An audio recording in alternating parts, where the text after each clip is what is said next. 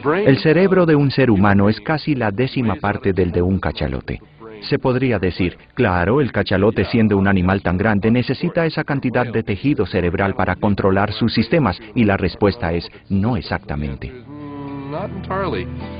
Si miramos los niveles de organización de la corteza, esa parte selecta de nuestro cerebro que nos hace sentir tan orgullosos, encontramos que puede existir entre los delfines una capa adicional, un nivel más alto que el nuestro. ¿Significa que los delfines son poetas, filósofos que conocen la teoría de las cuerdas en física y demás? La respuesta es no, no creo. No es probable que tengan la misma percepción del mundo que tenemos, porque de ser así, lo habrían destruido. Y tuvieron tiempo para hacerlo, aunque hay quienes lo explicarían diciendo, no tienen un pulgar como el nuestro. Pero con su enorme peso se puede hacer mucho daño. Se pueden hacer cosas imprudentes y de alguna manera las ballenas no las han hecho, solo han existido.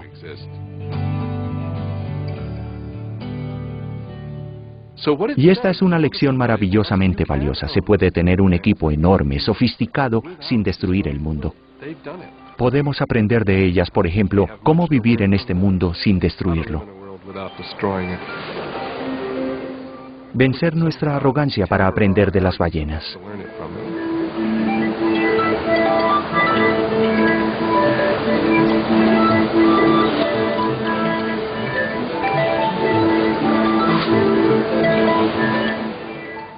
Es la singular contribución que las ballenas le hacen al hombre. Pasamos, creo, de salvemos a las ballenas a salvados por las ballenas.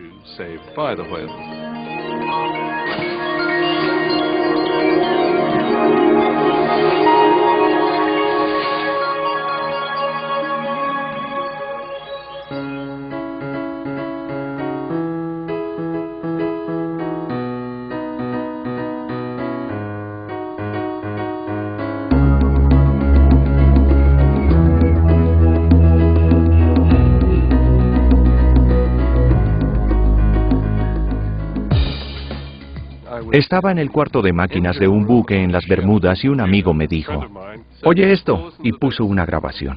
Quedé maravillado.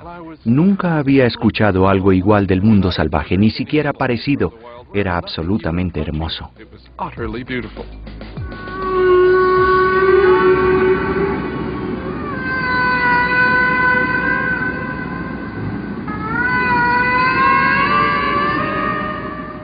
Estaba anonadado. ¿Dices que es una ballena jorobada? Y él contestó sí. Entonces empecé a hacer grabaciones.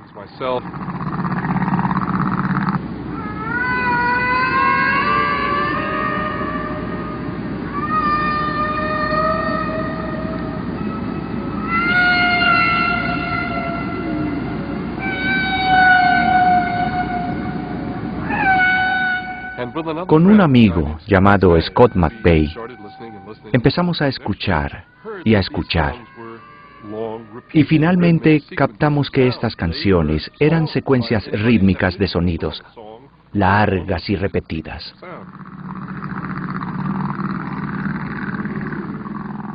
Registramos los sonidos en forma visual en un espectrograma acústico.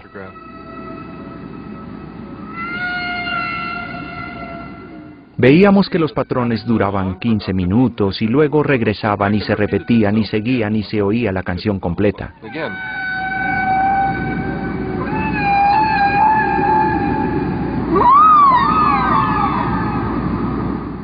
Muchas personas lloran ante los sonidos que hacen estas ballenas, otras quedan totalmente en silencio. Cuando oigo los cantos de las ballenas, siento algo que es difícil de explicar. Me obsesionan.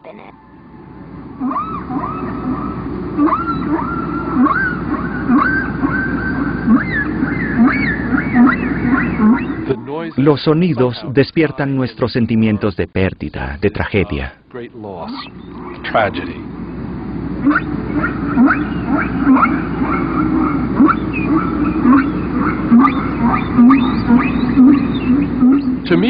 Para mí, la conexión más importante entre las ballenas y el hombre es el hecho de que éstas usan muchas de las mismas leyes para componer canciones que los compositores humanos utilizan en sus composiciones.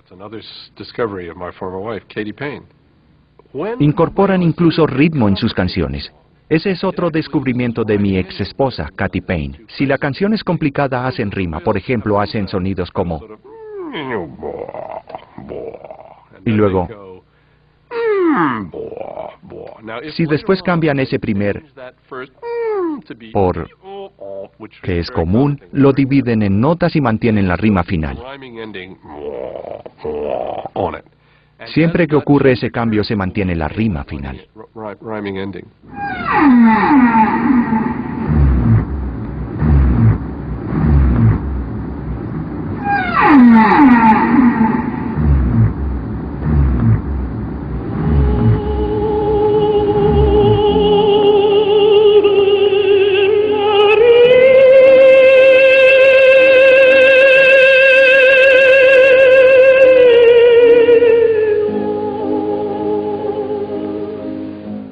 Sospecho que esta experiencia musical común en ballenas y personas es una demostración de que el canto es anterior a nuestra especie. Es algo que heredamos de antepasados tan distantes que no lo entendemos. Creo que por eso es tan difícil explicarle a alguien por qué cantamos. ¿Cuál es la razón? ¿Para qué cantamos? ¿Para qué hacemos música? Es imposible explicar por qué se hace, por qué es importante, por qué no se hace algo diferente. La respuesta es que el canto es parte esencial de nuestro ser.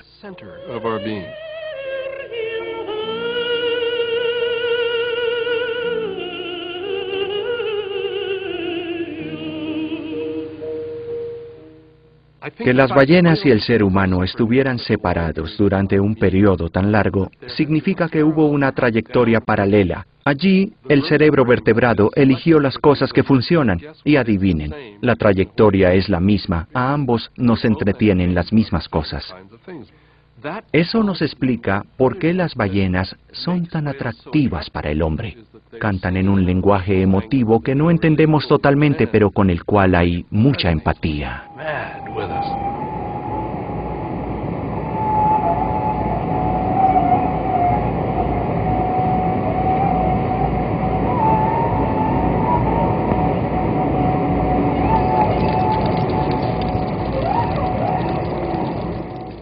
El momento más emocionante de mi carrera fue una noche, cuando diseñaba pequeños aparatos para ponerle a las ballenas que hicieran ruido y así seguirlas.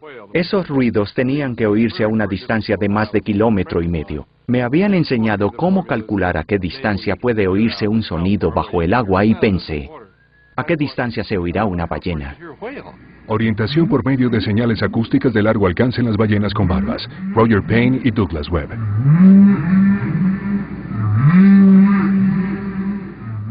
Hice el cálculo de la distancia a la cual se pueden oír esos sonidos y me di cuenta que se pueden escuchar a miles de kilómetros. Finalmente escribí los resultados y con un amigo los publicamos. Y esto casi arruina mi carrera.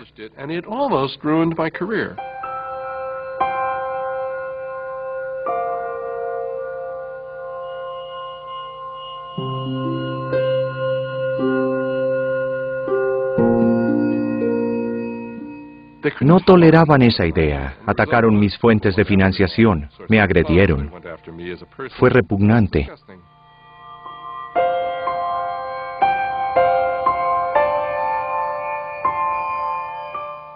Luego dicté una conferencia. Los asistentes eran matemáticos.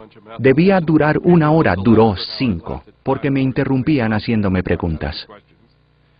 Cuando terminé, concluyeron que mis cálculos eran muy conservadores. Estas ballenas se oyen a mayor distancia de la que yo creía.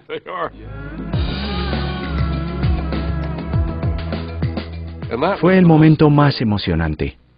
Primero la deducción y luego, después de la fuerte crítica de quienes no sabían nada del tema, la aceptación de que estos sonidos sí se transmiten a esa distancia.